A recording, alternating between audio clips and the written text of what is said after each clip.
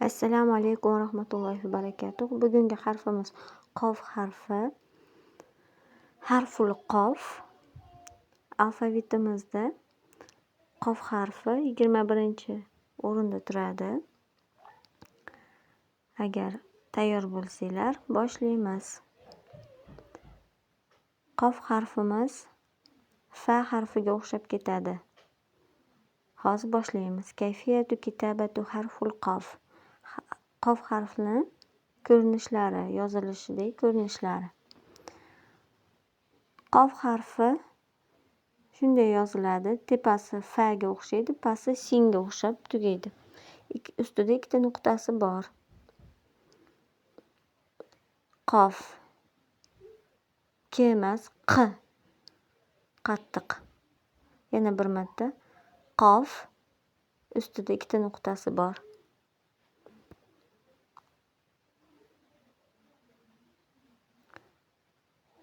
Qof harfimizni hozir kitabatu tabda'u bi harfil qof. Kalimatu tabda'u. Qof harfi bilan boshlanadigan so'z boshida kelishi. Qolam. Qolamda boshda kelyapti. Ko'rinishi bunday bo'ladi. Fa ga o'xshaydi. Xuddi fa da yozamiz, lekin ikkita nuqtasi bor. Qunfuz. Qunfuz. Tipratgan. Qofni kelishini yaxshilab ko'rib olinglar. Qunfuz. Qitor. Qitor. Poyezd. Qitor. Kalimatu fi wasatiha harful qof. Demak, so'zni o'rtasida kelgan qof harfi. Miqos. Miqos. Qaychi o'rtada kelishi xuddi f kabi, lekin ikkita nuqtasi bor.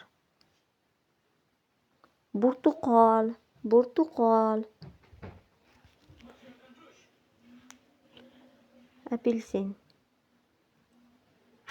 Mil'aqa. Mil'aqa. Qoshiq. Mil'aqa.